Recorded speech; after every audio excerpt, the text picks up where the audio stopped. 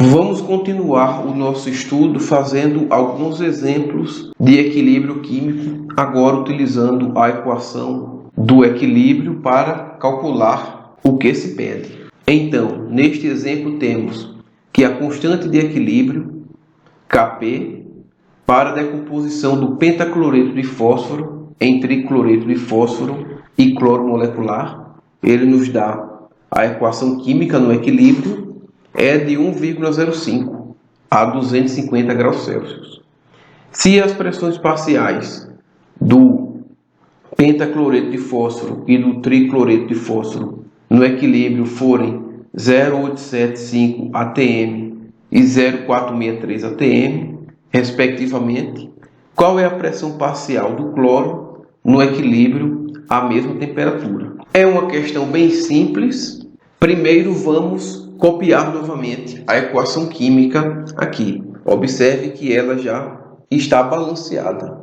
Então temos o PCl5 gasoso no equilíbrio, formando o PCl3 também gasoso e o gás cloro também gasoso. Sempre remova da questão as informações que você vai precisar, certo? Então, ele nos diz que a constante de equilíbrio, K, é igual a 1,05. Nós não iremos entrar em detalhes no nosso curso de Fundamentos da Química Analítica, mas as constantes de equilíbrio, elas são grandezas que a gente chama de adimensional. Ou seja, não tem unidade de medida. Então, K é igual a 1,05 e ele nos dá as pressões parciais das nossas substâncias. Então, a pressão parcial do PCl5 vai ser igual a 0,875 atm. A pressão parcial do PCl3 vai ser igual a 0,463 atm. E o que ele quer saber é a pressão parcial do cloro, do gás cloro, que é a nossa incógnita. E a unidade dele também será em atm. Então, o que precisamos agora é escrever a equação da constante de equilíbrio em termos de pressão parcial, já que a nossa unidade de medida é pressão. Então, a constante de equilíbrio vai ser igual ao quê? A razão entre os produtos, no caso, nossos produtos é o PCl3 e o Cl2, sobre o nosso reagente, que é o PCl5. Então, a pressão parcial do PCl3, certo? Não tem nenhum valor aqui, nenhum valor sobrescrito, porque o meu coeficiente estequiométrico aqui é igual a 1 para todos eles. Então, P de PCl3 vezes a pressão parcial do Cl2 dividido por P de PCl5. Então, todos participam da minha equação da constante de equilíbrio em termos de pressão parcial, pois todos estão no estado gasoso. Então, aqui eu só preciso substituir os meus valores. Isso implica dizer que a minha constante vai ser 1,05 igual à minha pressão do PCl3, que vai ser 0,463 atm, vezes a minha incógnita, que é a pressão parcial do cloro, dividido pela pressão parcial do PCl5, que vai ser igual a 0,875. Então, vamos isolar o P de Cl2, a nossa incógnita. Aqui, o nosso valor da pressão do PCl5 está dividindo, vai passar multiplicando. E o nosso valor aqui que multiplica a nossa incógnita vai passar dividindo. De maneira que nós vamos ficar com a seguinte operação: 0,875 vezes 1,05 dividido por 0,463. Realizando esse cálculo na nossa calculadora, nós temos que a pressão parcial vai ser 1,98 aproximadamente, utilizando os três algarismos significativos que temos aqui. Então, 1,98 atm. Assim, a pressão parcial do meu cloro será igual a 1,98 atm. Isso significa que, para essas concentrações de cada um dos meus gases, eu terei a minha constante de equilíbrio à temperatura constante. Lembrar que a constante de equilíbrio ela é dependente da temperatura. Então, se a minha temperatura varia, aumenta ou diminui, a minha constante de equilíbrio ela vai ser alterada. Então, para todos esses casos que nós estamos trabalhando, a nossa temperatura ela é uma constante. Vamos ver esse segundo exemplo. O processo de equilíbrio a seguir foi estudado a temperatura 230 graus Celsius. Ele apresenta a nossa equação química já balanceada. As concentrações de equilíbrio das espécies que participam da reação, determinadas experimentalmente, são concentração do monóxido de nitrogênio é 0,052 mol/-1, concentração do gás oxigênio 0,127 mol/-1 e a concentração do dióxido de nitrogênio 15,5 mol/-1. Então percebam que nós estamos trabalhando em concentração por quantidade de matéria. Como é que nós sabemos isso? Pela nossa unidade de medida. Então vamos começar reescrevendo a equação química aqui embaixo. Ela já está balanceada.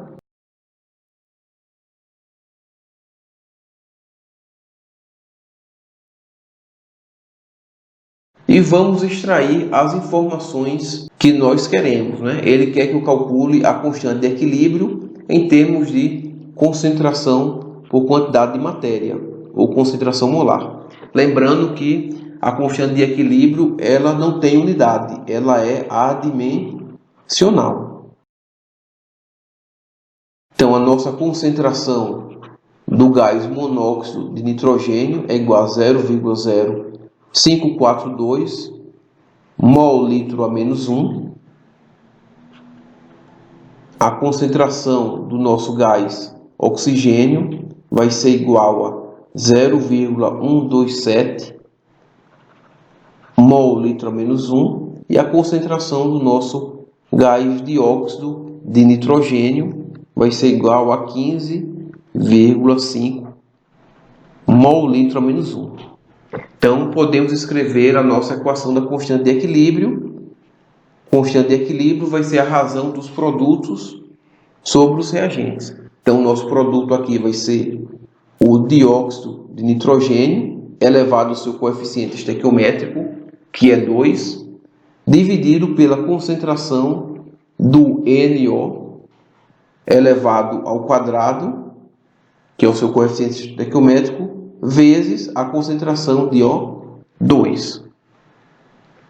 Então, aqui eu escrevi a minha equação da constante de equilíbrio. Todos participam, pois todos são gases. Só precisamos substituir os nossos valores e encontrar K. Então, a concentração do NO2 vai ser igual a 15,5 elevado ao quadrado, dividido por 0,0542 elevado também ao quadrado, que é a concentração do NO, vezes a concentração do O2, que é 0,127. Realizando esse cálculo, nós temos que o nosso K vai ser igual a 649.324,32.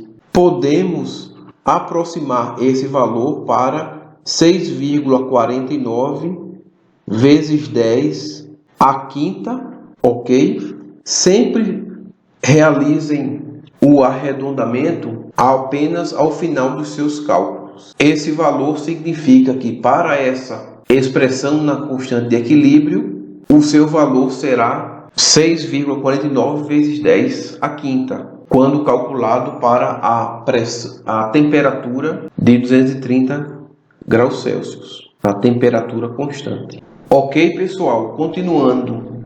Goldberg e Vage, eles estudaram o quociente de reação, que consiste na razão entre as concentrações ou pressões parciais dos produtos pelos reagentes.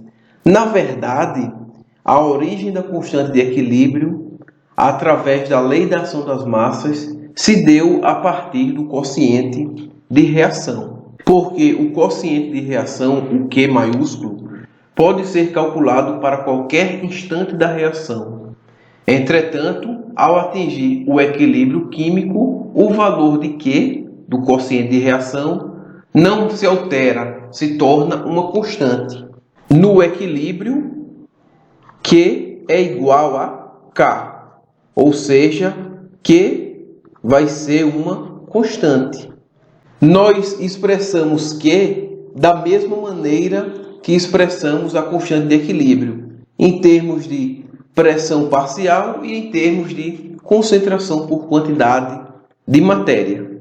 Veremos mais adiante que também podemos expressar a constante de equilíbrio e o quociente de reação em termos de atividade química.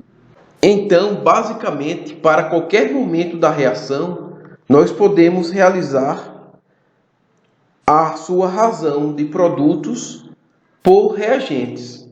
E esses valores de Q, da razão dos produtos sobre os reagentes, ele irá variar até o momento que ele se torna constante.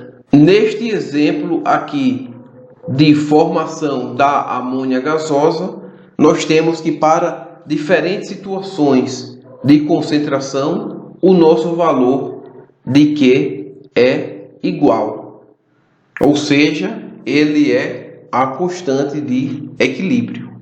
Qual é a implicação de Q para um equilíbrio químico? Se o valor de Q ele for menor do que K, isso significa que a minha reação direta ela está sendo favorecida, ou seja, a minha reação de formação dos produtos está sendo favorecida. Se do contrário Q for maior do que K, então a minha reação inversa, ou seja, a minha formação dos reagentes, ela é favorecida. Imagine dois alunos brincando de cabo de guerra. Então temos dois alunos aqui brincando de cabo de guerra com esse desenho impressionante. Vamos supor que ao centro desse cabo de guerra eu tenho o meu valor de K, ou seja, a minha constante, o meu equilíbrio. E esses dois estudantes, eles puxam o cabo com a mesma força para os seus lados. Então, vamos chamar esse estudante da esquerda de R e esse estudante da direita de P.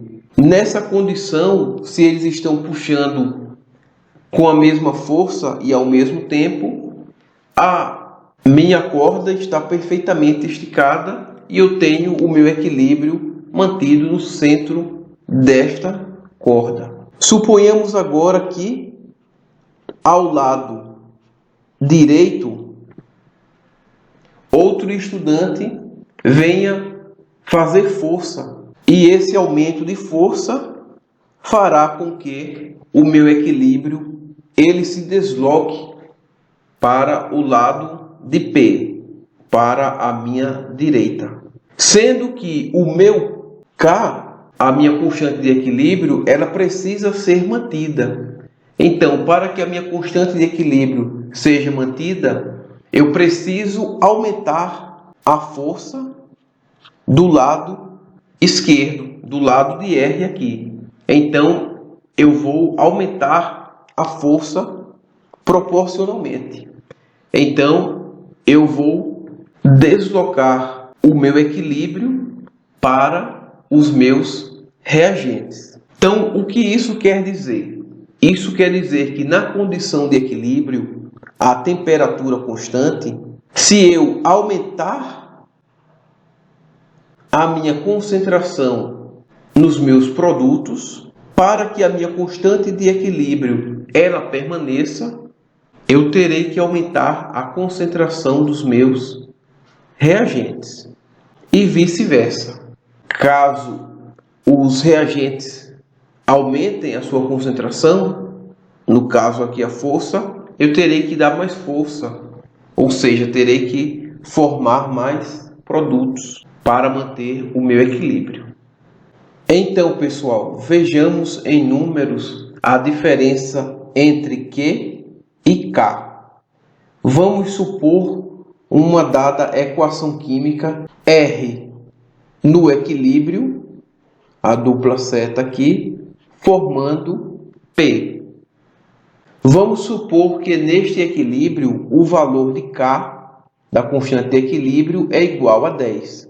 Não há unidade, pois é adimensional. Em uma primeira situação, situação A, vamos dizer que a concentração do nosso reagente é igual a 1 mol litro a menos 1. E a concentração do nosso produto, P, vai ser igual a 15 mol litro a menos 1. Vamos escrever a nossa expressão de Q, do quociente de reação, que é igual à concentração dos produtos sobre os reagentes. Então, vai ser concentração de P sobre a concentração de R. Substituindo os nossos valores, temos que a concentração do nosso produto é 15 e a concentração do nosso reagente é 1. Então, o nosso valor de Q aqui será igual a 15.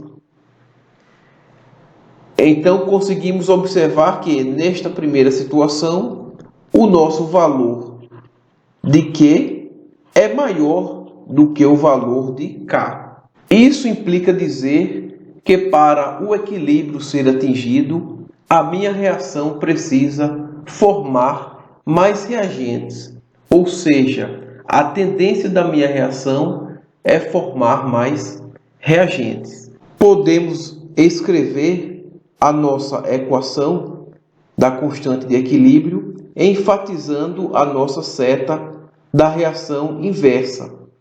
Ou seja, estamos dizendo que a nossa reação inversa ela é favorecida. Podemos escrever que quando o valor de Q é maior do que K, a reação inversa é favorecida.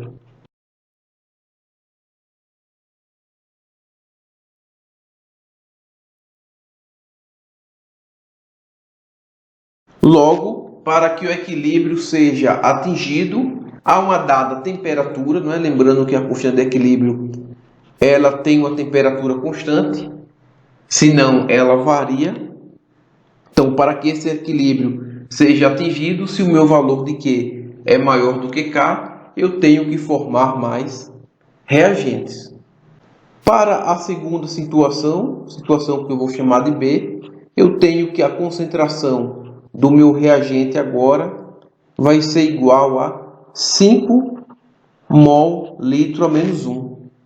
E a concentração do meu produto vai ser igual a 0,1 mol litro a menos 1. Escrevendo agora a minha equação do quociente de reação, eu tenho que Q vai ser igual a concentração do produto sobre a concentração do reagente. Então, a concentração do meu produto vai ser 0,1 e a concentração dos meus reagentes será de 5. Logo, o meu valor de Q será igual a 0,02. também é adimensional, não tem unidade. Para Q. Assim, temos que Q é menor do que K. Isso significa dizer que para o equilíbrio ser atingido, a minha reação precisa formar mais produtos. Logo, a minha reação direta ela é favorecida. Então, podemos escrever que a minha reação direta, ou seja, para a formação de mais produtos, ela é favorecida em relação à formação de mais reagentes. Então, eu ainda tenho muito reagente para ser consumido e eu preciso formar mais produtos para que o meu valor de Q se torne igual a K e eu atinja o meu equilíbrio. Assim, eu posso escrever que quando Q é menor do que K, a reação direta é favorecida. Logo, o meu sistema tende a formar mais produtos. Repetindo aqui a minha reação hipotética, para o mesmo valor de K, igual a 10, na minha terceira situação, eu tenho que a minha concentração de R vai ser igual a 0,2 mol litro a menos 1 e a minha concentração de P vai ser igual a 2 mol litro a menos 1.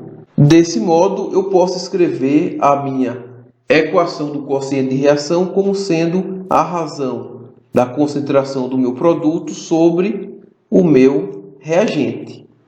Então, a concentração do meu produto é 2 e a concentração do meu reagente é 0,2.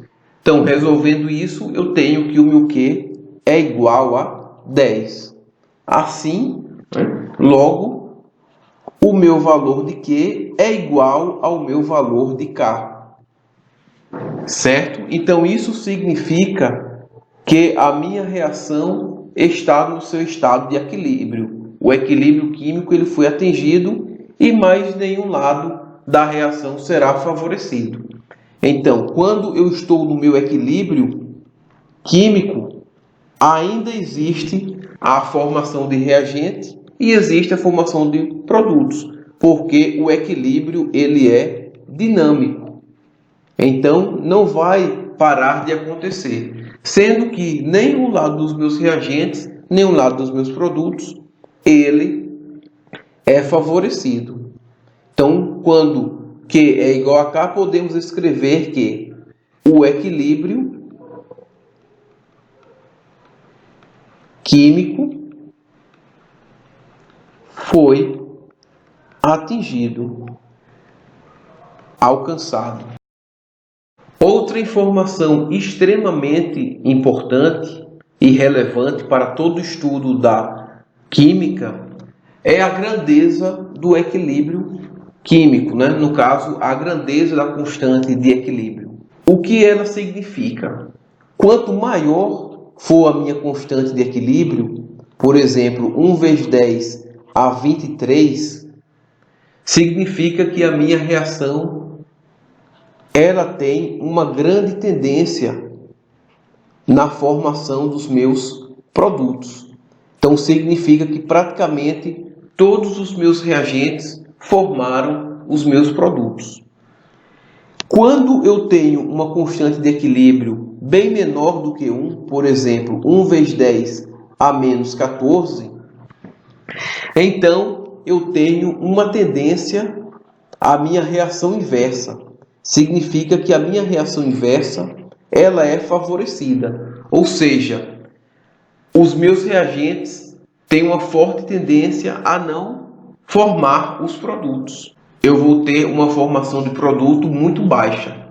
Isso vai acontecer muito nos equilíbrios de precipitação.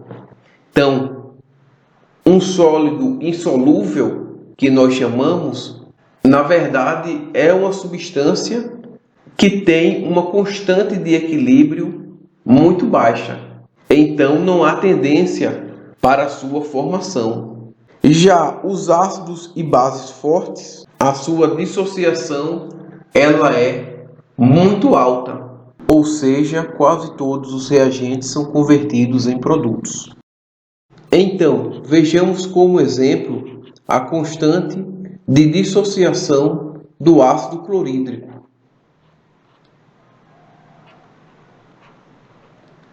O ácido clorídrico ele possui uma constante de equilíbrio muito alta. A constante de equilíbrio dele é em torno de 1 vezes 10 a sétima.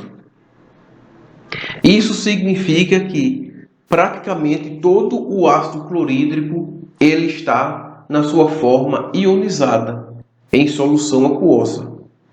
Já um ácido fraco, como o ácido carbônico, H2CO3, aquoso, no equilíbrio, ele vai liberar o íon H+, aquoso, mais o íon bicarbonato. Essa constante de equilíbrio ela é igual a 4,3 vezes 10 a menos 7. Então, isso significa que essa dissociação do meu ácido carbônico, né, que se ionizou em H+ e HCO3-, ela acontece com uma parcela do meu ácido carbônico. E a perda desse segundo hidrogênio aqui, do meu íon bicarbonato, ela já tem uma constante de equilíbrio ainda menor. Então, eu tenho HCO3-, aquoso, né? Aqui também aquoso. No equilíbrio, eu tenho H+ liberado aquoso, mais o íon carbonato aquoso.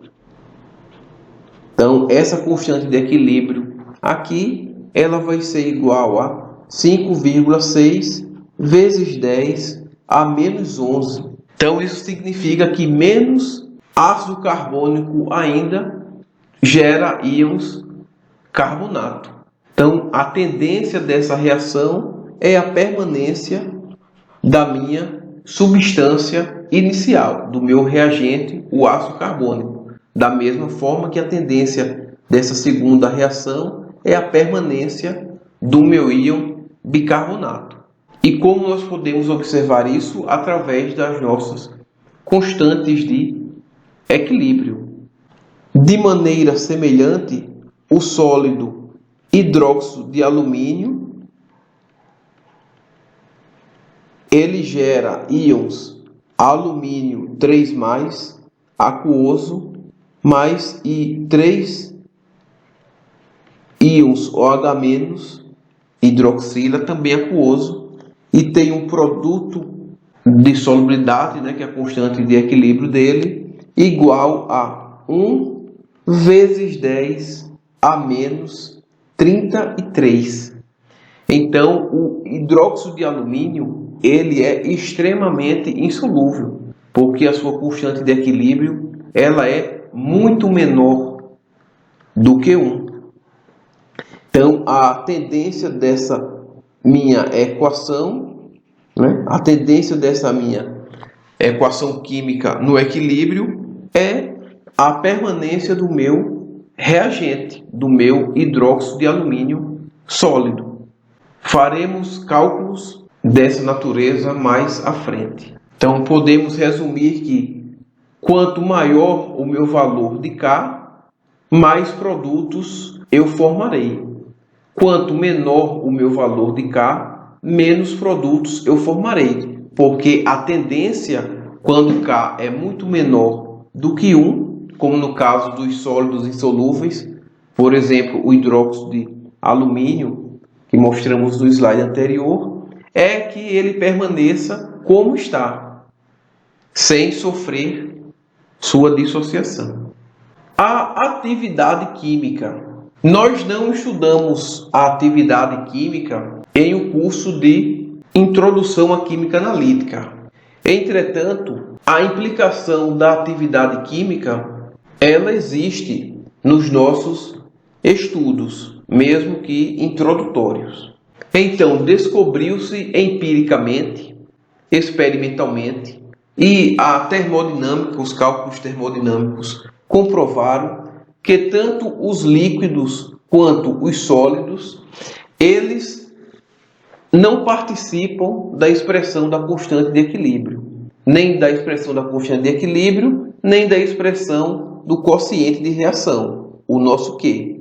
Para isso, dizemos que os sólidos e líquidos, eles têm um valor igual a 1. Utilizamos esse valor arbitrário 1 para que a sua concentração não influencie no meu cálculo de equilíbrio e nas considerações que eu faço a partir dela.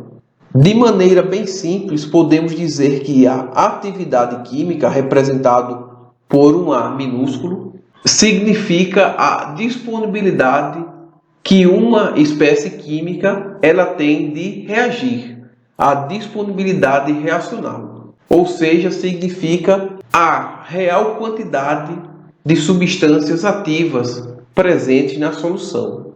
Deste modo, como nós já estamos fazendo a nossa equação da constante de equilíbrio e do quociente de reação, só devem incluir substâncias aquosas, que são substâncias diluídas, ou gases que nós consideramos eles tendo um comportamento ideal.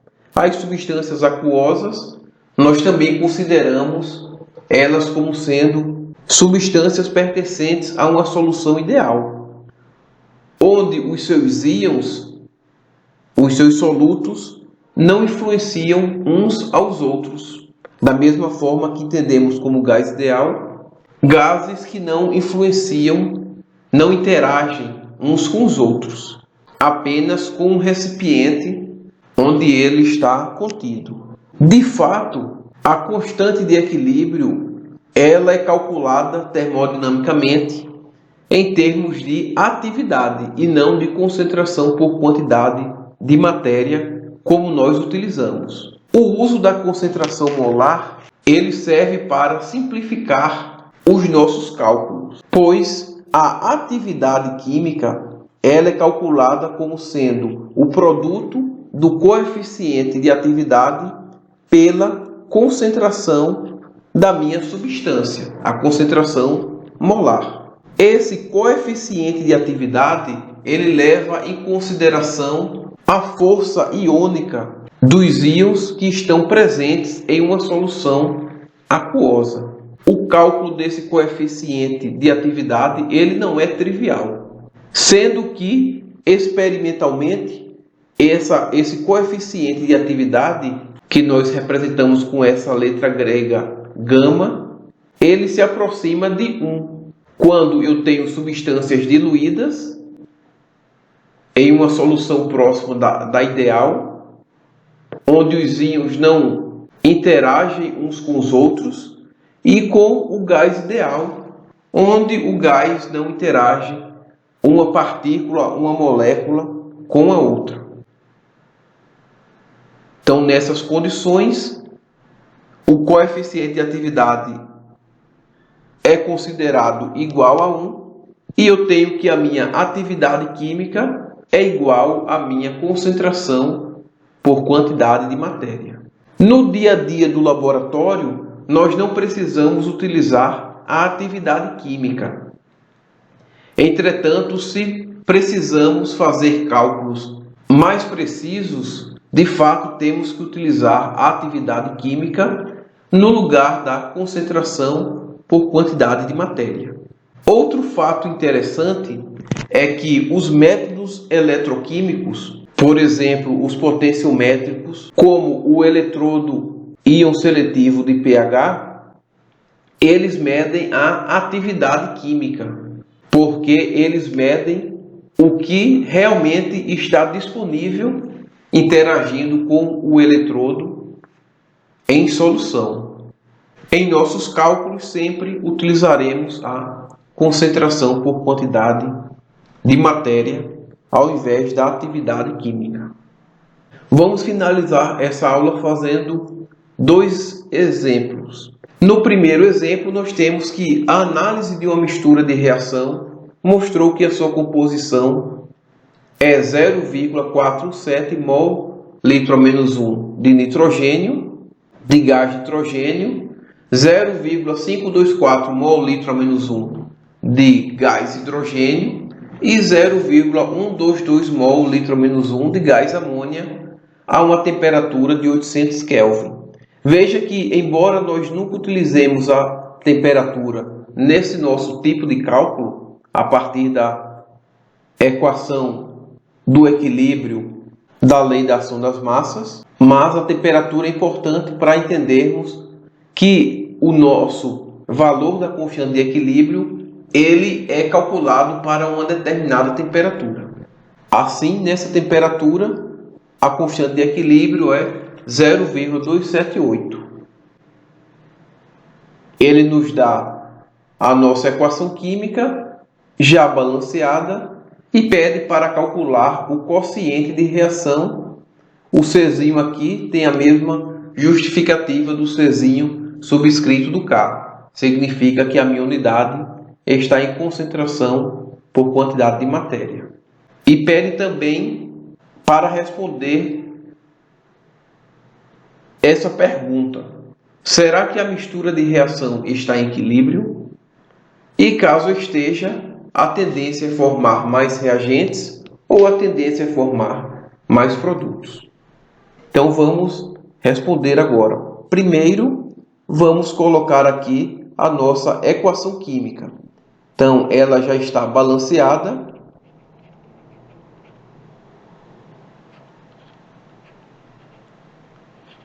Então temos que 1 mol de gás de nitrogênio mais 3 mols de gás hidrogênio formam no equilíbrio 2 mols de gás amônia. Então ele quer que nós calculemos o valor de Q. Ele nos dá o valor da constante de equilíbrio, 0,278, e os valores das concentrações molares dos reagentes e produtos. Então, a concentração molar do gás de nitrogênio é igual a 0,417 mol litro a menos 1. A concentração molar do gás hidrogênio é igual a 0,524 mol litro a menos 1. E a concentração do gás amônia é igual a 0,122 mol litro a menos 1. Vamos escrever a equação do quociente de reação, que é os produtos sobre os reagentes. Nunca muda. Então aqui eu vou ter a concentração do meu produto, que vai ser a amônia, NH3, elevado ao quadrado, ao meu coeficiente estequiométrico, dividido pela minha concentração do meu gás nitrogênio, vezes a concentração do meu gás hidrogênio elevado ao cubo, já que o meu coeficiente estequiométrico aqui é igual a 3. Então, eu vou substituir os meus valores. Aqui vai ficar 0,122 elevado à segunda, dividido por 0,417 vezes 0,524 elevado ao cubo. Então, o nosso valor de Q será igual a 0,248. 0,248 não tem unidade, é adimensional, igual à constante de equilíbrio. Então, respondendo à letra B, ele pergunta: será que a mistura de reação está em equilíbrio? Então, é só comparar o valor de Q com o valor de K. Então, nós vemos aqui que Q ele está menor do que K, pois o meu valor de Q é 0,248 e o meu valor de K é maior, é 0,278. Então, se o meu valor de Q ele é menor do que o meu valor de K, então a minha tendência é formar mais produtos. Ou seja, a minha reação direta ela é favorecida. Então, podemos escrever em C que a tendência é formar mais produtos.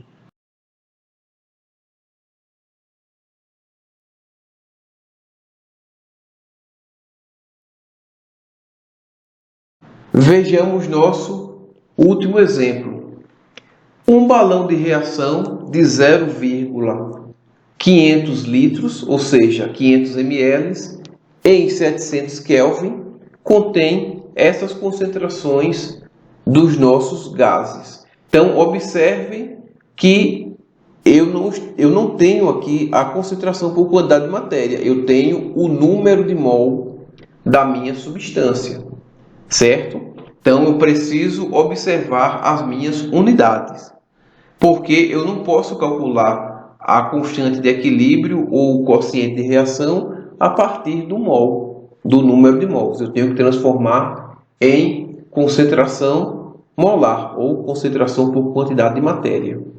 Então, ele diz que a minha constante de equilíbrio é essa daqui, me dá a minha equação da constante de equilíbrio já balanceada e pede para que eu calcule o quociente de reação, igual ao que fizemos anteriormente, e pergunta se a tendência é formar mais o trióxido de enxofre.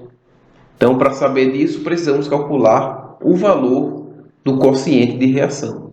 Assim, a primeira coisa é escrever novamente a nossa equação da constante de equilíbrio. Então, tenho que 2 mols de dióxido de enxofre gasoso reagindo com 1 mol de gás oxigênio no equilíbrio forma 2 mols de SO3 do trióxido de enxofre também gasoso.